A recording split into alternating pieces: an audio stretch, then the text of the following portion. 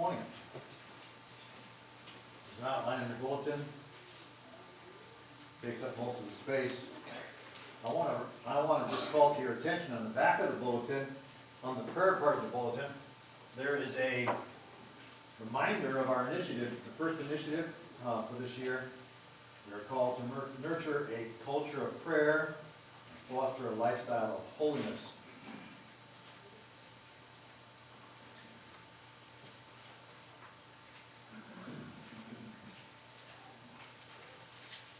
Exodus chapter 20.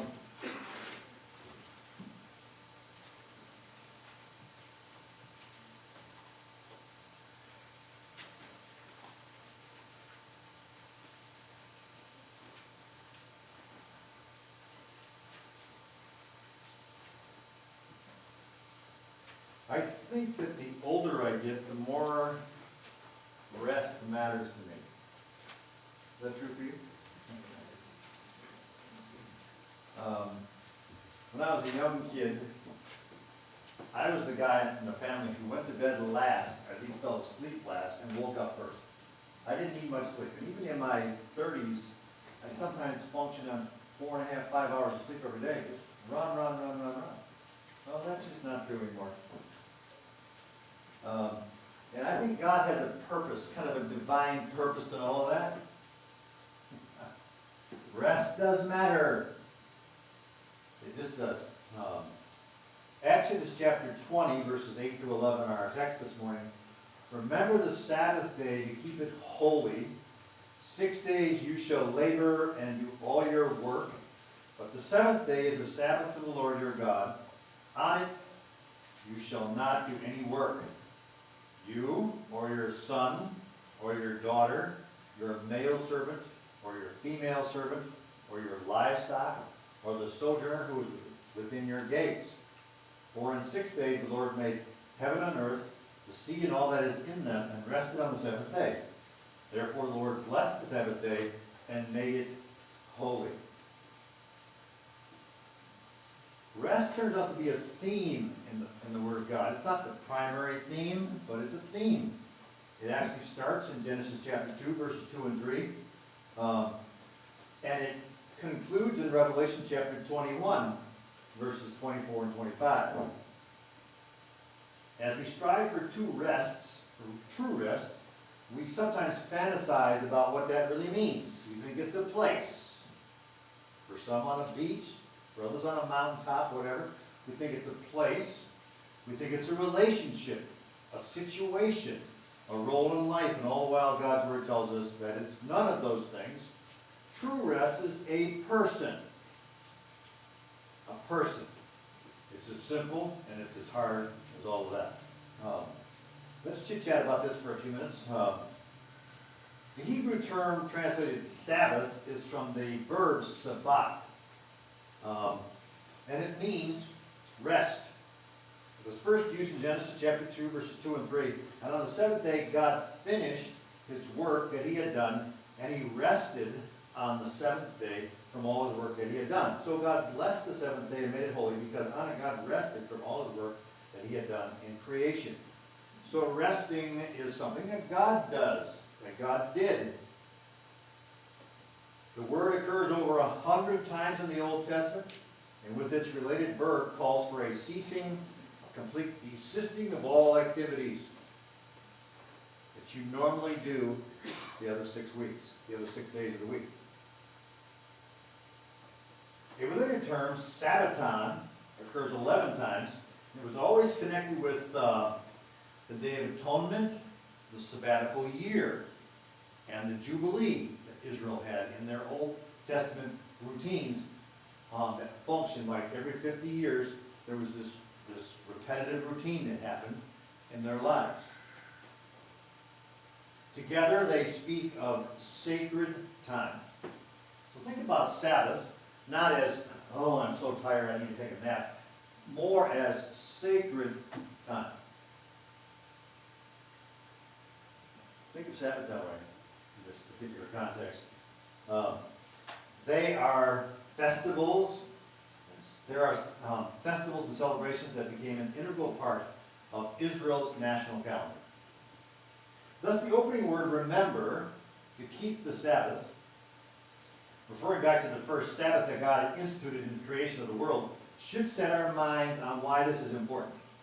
Later, God says, you shall keep my Sabbaths and reverence my sanctuary. I am the Lord, in Leviticus chapter 19, verse 30, connecting the observance of the Sabbath with the tabernacle. Okay? The Sabbath is God's. It's God's gift to us. Jesus said, the Sabbath was made for man, not man for the Sabbath. It's a gift from God to us. God tells his people that there are 6 days for working, and the word right there is a Hebrew word which occurs 166 times in the Old Testament. What does that word mean? It means skilled labor or craftsmanship. It means manual or physical labor. It can mean the results of working, like making a bunch of money. Or it can be a mission, an errand, or a business. It refers to all of those activities that we carry out. This was the daily condition of our first parents in the Garden of Eden, and it is carried forward here. Common work was to cease. In other words, a different kind of work was to become the focus of the day of rest. I find 5 things in this piece right here that I want to kind of highlight. 5 things in Exodus 20, verses 8 to 11. Here's what I first find. First, work was always a part of God's plan for mankind. He wasn't trying to get us out of work. Work's a part of life. I actually think that when I get to heaven, I'll have a job. I don't know what it's going to be. I have some ideas. I think you'll have a job. We'll be, I don't know, employed. Who's going to pay us? I don't know. But we will have things to do. What did God tell Adam and Eve to do? Just hang out, throw up a hammock, and lounge around for 6 days. No, you got work to do. Tend this garden. Expand it. Keep moving the perimeters to the ends of the earth, literally. So work is a divine order from God. People who don't work, it's like, how do you function? The second thing, rest from work should be part of the rhythm of life. It should be part of the rhythm of life. Think about that word. Do you have any rhythms in your life?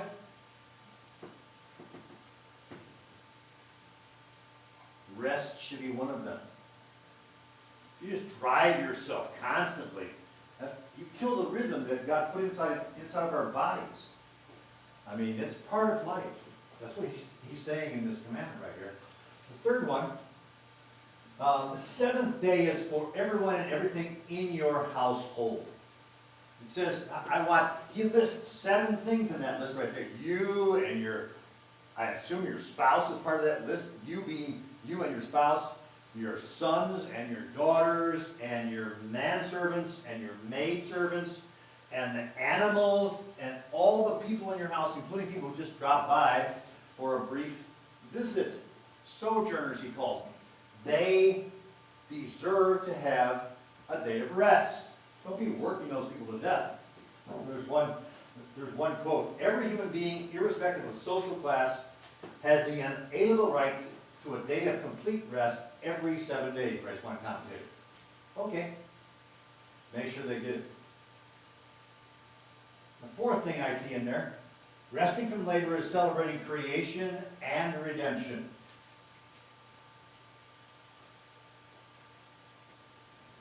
The Exodus command is a remembrance of creation, that's verse 11. And the Deuteronomy command, which mirrors this, is a remembrance of redemption. God brought you out of the land of Egypt. He redeemed you, literally. So resting celebrates 2 things. Creation, God's resting on the 7th day, and redemption, when God brought people of Israel out of Egypt. So when you rest, you celebrate those 2 things together. And the 5th thing, holiness is involved in proper rest.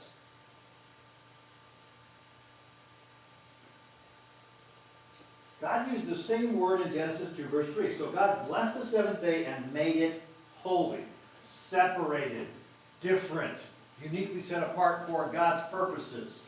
He made it holy. Because on it, God rested from all the work that he had done in creation. And it means to set something aside. The opposite of it is to profane it or to make it common. There needs to be a distinct difference between the two. Let's move past to this thing, the sign of the Mosaic covenant. It's really interesting because God told Abraham in Genesis chapter 17, the sign of the covenant is circumcision. And now he comes to the covenant that he makes with Moses and the people of Israel. What's the sign of the covenant of Moses? Look in chapter 31, if you want to, of Exodus.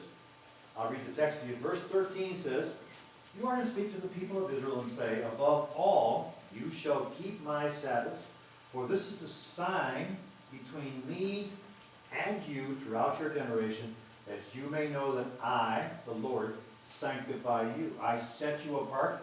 You set this day apart. I set you apart. I set this as a sign of my covenant with you." Verse 17 of the same chapter. "It is a sign forever between me and the people of Israel, that in 6 days the Lord made heaven and earth, and on the seventh day he rested and was refreshed."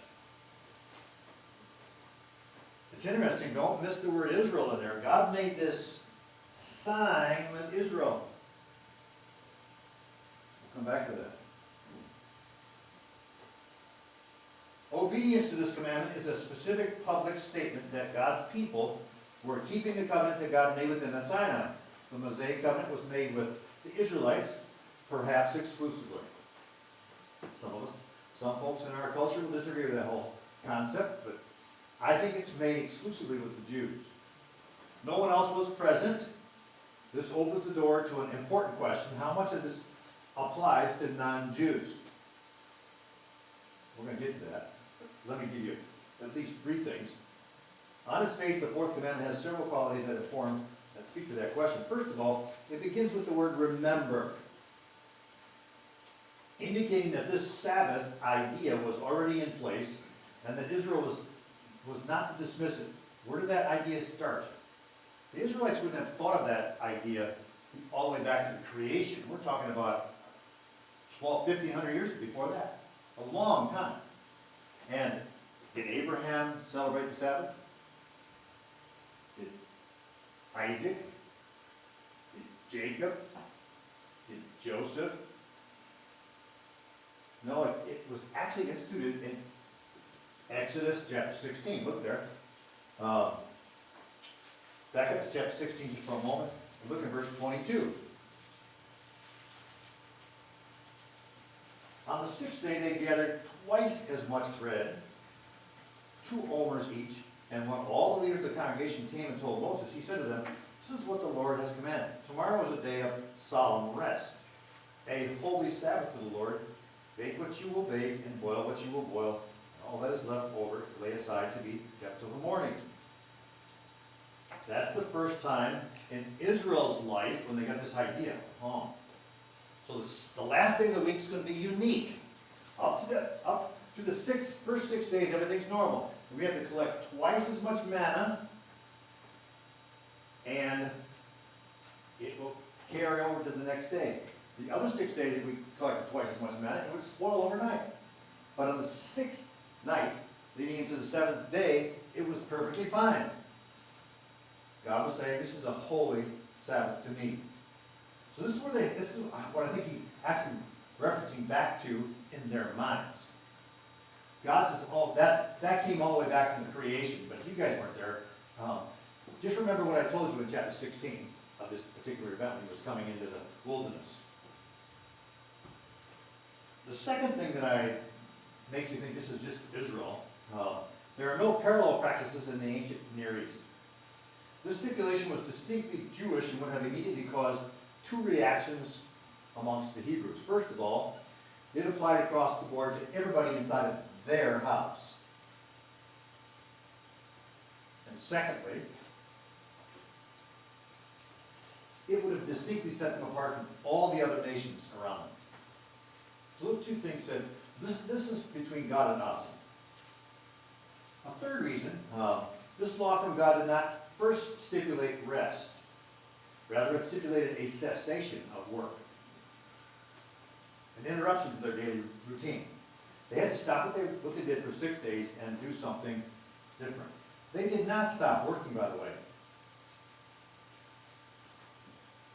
This is captured in verses 8 through 10. The Sabbath was a rest from certain kinds of work. One commentator writes, people and animals would still need to be fed. Lactating animals would still need to be milked. Priests would still have to work within the sanctuary. Someone asked me one time, what do you do all week, Pastor Mark? And I said, I just make sure that I'm ready on Sunday. I think that their question was kind of tongue-in-cheek. I don't think you work all week. What do you do? Well, the truth of the matter is, I prove on Sunday that I worked all week. Or I should. Okay? There's an interesting phrase that points to a promising future for God's people. And that phrase is, or the sojourner who is within your gates. Think about this. Abraham was a sojourner in Canaan, wasn't he? God called him out of Mesopotamia, and he sojourned in Canaan. He never really settled down. Jacob sojourned back in Mesopotamia, but he came back to Canaan. At some point, the entire family of Jacob went to Egypt. What were they in Egypt? Sojourners. Look what it says in the text. Chapter 20.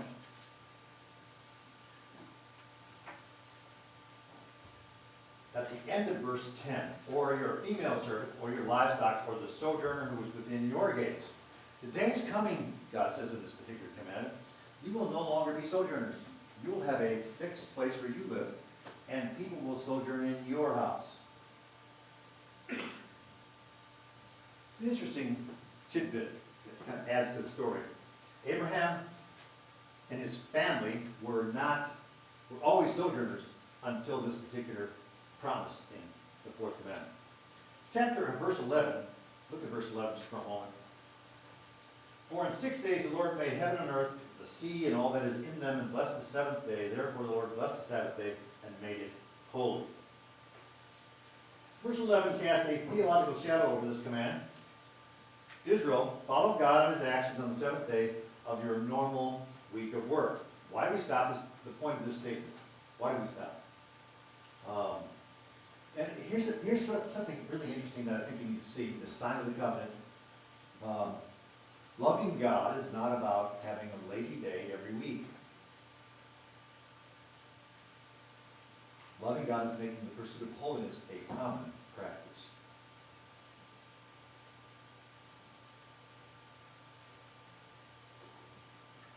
Work wears out the body.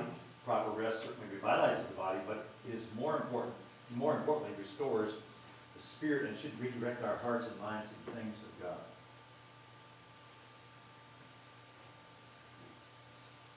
In some regard, we might see this declaration as God's move to undo what the Eden sin experience created.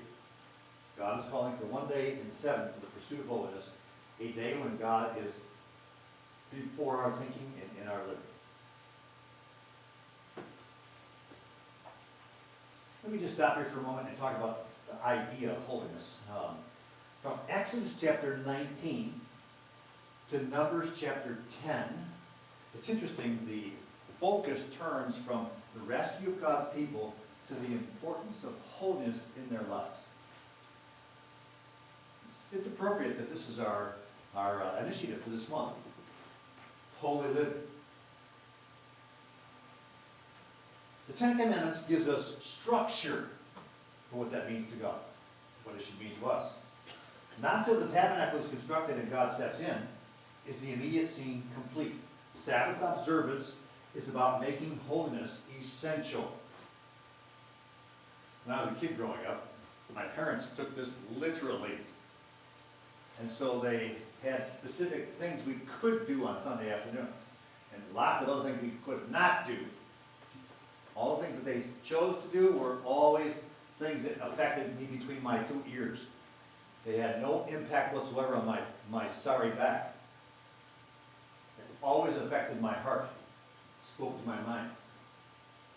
That's how they interpreted that whole holiness concept. Let's move on. Old Testament Sabbath. So I want to track from Old Testament to the New Testament. What is this? Because as you all know, we don't celebrate the Sabbath anymore. We don't take care of this particular day of the week. As a matter of fact, I do much different work on Saturday than I do during the week. I go in my shop and I grate sawdust, or whatever. I mow the yard. I plant bushes, you know. I help people with their projects. We must consider the importance of this command in the historical context of the Old Testament. First, this is the most celebrated festival in the life of Israel. They did it every 7 days. And then they did it at every festival. Every festival began and ended with a day of rest or for a holy convocation. They did it every 7 years. At the end of 6 years, they let the land lay fallow for 1 whole year. And then after 7 of those stacked up, they had the year of Jubilee. So they had 2 years in a row, the 49th and 50th year, nobody worked. It was just a big festival. That would have been interesting. It says in Leviticus 26, "And I myself will devastate the land so that your enemies who settle in it shall be appalled at it. As long as it lies desolate, it shall have rest, the rest that I did not have on your Sabbaths when you were dwelling in it." So God actually punishes his people at the end of their lives as nations, leading into captivity, because they would not honor rest for the land. The land, this is my land, it's not yours. You get to use it, but it's not your land. And give the land rest, God was saying. The Sabbath was a distinct mark on Israel's national life. It became part of every festival and was a sign of the most important covenant. Listen to this. The covenant with Abraham was the covenant that had a sign, circumcision.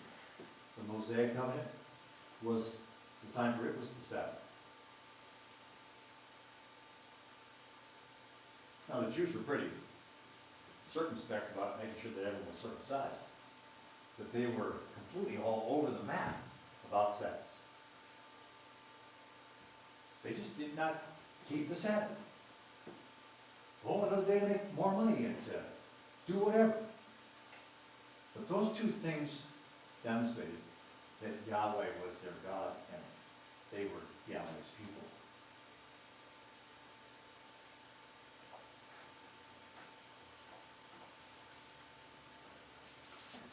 Here's a concept or a precept that I gathered from that.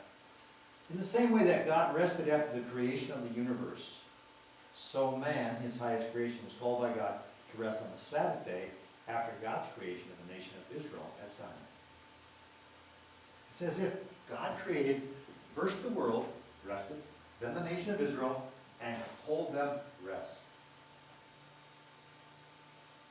The rhythm is that when God makes you a new creation, you step into that rhythm of rest for you too.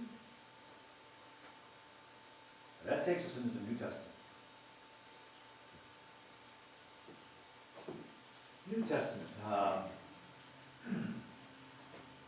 Jesus regularly attended the meetings set aside on the Sabbath, as did the Apostle Paul. So what do we do with this? Because as you read through the New Testament, we discover, the New Testament doesn't speak about the Sabbath the same way the Old Testament did. And yet the rhythm of rest that it calls for is still there. The Gospels record 6 encounters Jesus had with the religious authorities concerning how he used the Sabbath, and in the face of those encounters, Jesus consistently reminded the hearers that the Sabbath was for doing good. Well, that's something we do every week, right? Every day of the week. We do good stuff. Healing, assisting, and blessing others was all part of Jesus' Sabbath activities. But listen to what Jesus says in Matthew chapter 11. Just before a confrontation he has with the Pharisees. "Come to me, all who labor and are heavy laden, and I will give you rest." We're moving from this stuff that the Old Testament talked about to what Jesus is now talking about. I will give you rest. Take my yoke upon you and learn from me, for I am gentle and lowly in heart, and you will find rest for your souls. For my yoke is easy and my burden is light. And then we jump from there to Hebrews chapter 4, which is the big chapter on rest in the New Testament. For if Joshua had given them rest, God would not have spoken of another day later on. So then, there remains a Sabbath rest for the people of God. For whoever has entered God's rest has also rested from his works, as God did from his. It connects all those things together in that simple statement. It's not done yet. Let us therefore strive to enter that rest, so that no one may fall by the same sort of disobedience.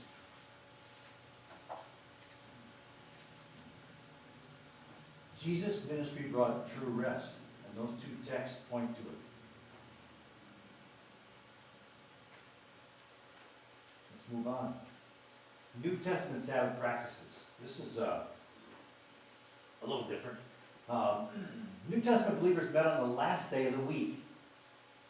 When the church was planted in Acts chapter 2, people go, well, they met with their Jewish friends and their family on the last day of the week. They actually honored the Sabbath. However, to memorialize the resurrection of Jesus, which was on the first day of the week, guess what else they did? Before they went to work on Sunday, at 6 o'clock in the morning, they would all gather to worship the risen Christ. And that was a unique experience, because in the temple, well, what did they do? They just brought sacrifices. But on the first day of the week, they celebrated the resurrection of Jesus Christ. He was the Messiah. They believed that. So two things are going on. In the early church, probably for the first pushing 300 years, 250 years after Jesus left, everybody went to a group meeting of some kind, to the tabernacle, to the temple. It was destroyed in 70 AD, but after that, people would gather in the synagogues and so forth. So they went to two different meetings, one on Saturday. They didn't work at all, and then they would go on to some meeting on Sunday morning real early. And people were baptized, guess when they were baptized? In the early church. As the sun came up on Sunday morning. That's when baptism took place. So people gathered before the sun came up just to be part of that. So that's what's going on in the early church. Our historical records tell us that. The result is that the Fourth Commandment is not repeated in the New Testament. Christ's ministry seems to have ended it in himself. Jesus is our true rest, and we await the future day when there is no more night when we rest. So I want to conclude with what I'm going to call shadows. Let me read a couple of texts to you, then I'll conclude with these finishing comments. Mark chapter 2, verses 27 and 28. He said to them, the Sabbath was made for man, and not man for the Sabbath. So the Son of Man is Lord even of the Sabbath. It's as if he's giving us permission to make a move. Acts chapter 15. This is the Jerusalem Council. And the Judaizers were coming up to Antioch going, you people need to be circumcised to be part of this new fellowship we call the church. So Paul's like, that's not true. So they go down to Jerusalem. Here's what came out of the Jerusalem Council in Acts 15, verse 28 and 29. For it has seemed good to the Holy Spirit and to us to lay on you no greater burden than these requirements. That you abstain from what has been sacrificed to idols, from blood, and from what has been strangled, and from sexual immorality. If you keep yourselves from these, you do well, very well. Nothing about Sabbath observance. And you would think they would put that in there if it was necessary. How about Romans 14, verse 5? Paul writes, one person esteems one day as better than another, while another esteems all days alike. Each one should be fully convinced in his own mind. Is it wrong to worship God on the Sabbath, like we do on Sunday morning? No, it's not. Pick a different day if you want. Some churches have Saturday night services. There's nothing wrong with that. If that's all you do, it might be for personal convenience, as opposed to, well, how do you celebrate the resurrection of Jesus Christ? question that keeps coming to my mind. And then for Colossians chapter 2, verses 16 and 17, which is how I came to my conclusions here. Therefore, let no one pass judgment on you in questions of food and drink, or with regard to festivals, or a new moon, or a Sabbath. These are a shadow of the things to come, but the substance belongs to Christ. So I want to close this thing out by chit-chatting with you about some, what I call shadows. I think of the Old Testament stuff, like we talked about during the Lord's Supper, as stuff that points to something that's real. The Lord's Supper is pointing to something that's coming. All the festivals of the Old Testament pointed to something that was coming. The tabernacle, when we get to it, points to someone who's coming. The Sabbath pointed to something that's coming for me, eternal rest. I can work, and never get tired. I fully expect that's going to happen when I get to heaven. I can just do whatever I want all day long and never get tired. Never even take a power nap or whatever. In the Old Testament, rest was stopping my work routine and dedicating some time to remembering, rejuvenation, and renewal. In the New Testament, rest is agreeing that my life is richer when I plan time before God alone and with His people in the pursuit of holiness. I think that the New Testament transforms the reason we rest because of Jesus. Here's the first one. The first shadow. In the New Covenant, we begin the week with working rest. I listened to a pastor preach one time. He says, I think my worshiping should be as wearying as my working. We should worship with all of our soul. We should put everything into it. It's a different kind of work. We should begin the week with working rest, anticipating the final redemption and the new creation. What's going to happen in the holy city that comes out of heaven from God? Are we just going to dink around on harps? No. We're going to worship God. We're going to throw ourselves into it. When I was a kid growing up, I said to my mom one time, I said, there's only one other man sitting close to us who actually sings so I can hear him. What's going on? See, men don't like to sing. Well, I said, I'm going to solve that problem.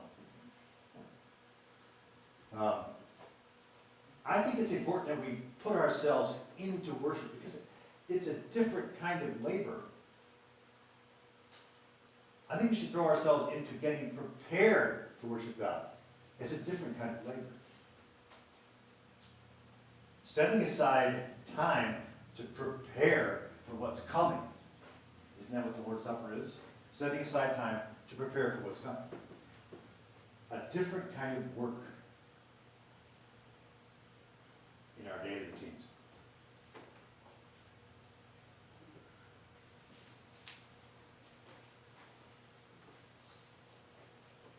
It says in Hebrews 8, verse 13, and speaking of a new covenant, he makes the first one obsolete.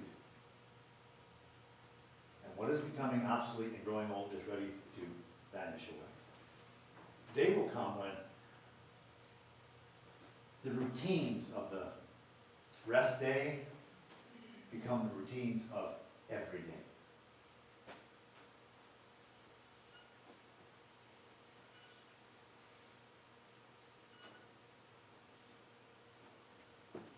The commandment points to a future rest that is far greater. The second shadow. We state by our cessation of work that we depend upon God. God is dependable to meet our needs.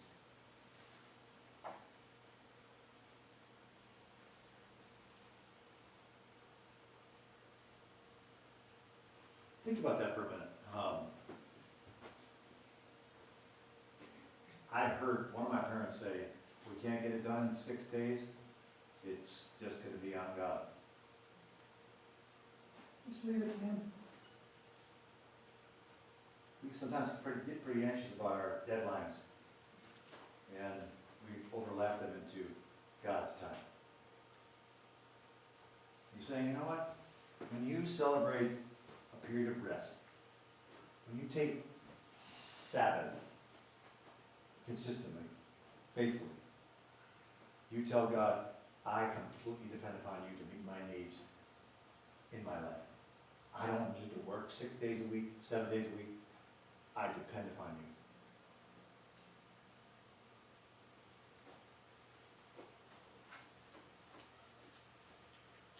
Third shadow. True Sabbath rest is anticipated. This is the rest in eternity with our Lord and Savior Jesus Christ that was announced by Jesus. I'll let you read Hebrews 4, verses 1 through 11. Those verses really speak to something that's coming. We were at the table. We've been through the festivals of the Old Testament just briefly. They all point to something that's coming. And the Fourth Commandment is in the middle of God's character and why we should worship Him only. And the character of God bleeds into how we relate to each other in the next 6 commandments.